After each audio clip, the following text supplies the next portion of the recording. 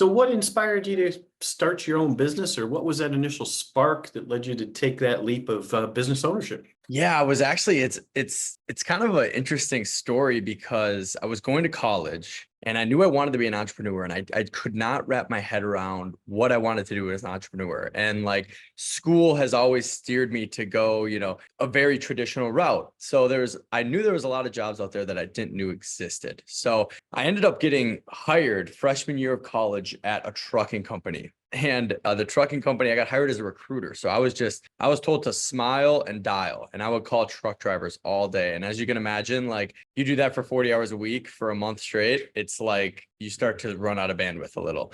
But we came up with this thing. I had a good relationship with the founders and owners of the business. And we came up with this thing called the driver experience. And what the goal of that was to create content around these truck drivers and put them on a pedestal. So we would do truck stop food reviews. We would do just win baby moments of the week. We would do giveaways. We had a little like sitcom, like kind of fun little office thing called Trucker Bros. So we had all this content that we were putting out, and I was in charge of like shooting, producing, editing, posting all the content. And the trucking company actually grew from about 10 to 15 truck drivers, all the way up to about 20 to 25 truck drivers. And the founders ended up selling it for an exit. Now, there was a bunch of things that happened there, but what I got out of the sale when we sold the trucking company, I was like, wow, I am realizing like that there's value behind the video production side of things. So I was like, oh, let's go and start doing this for other companies. And the goal was to continue to give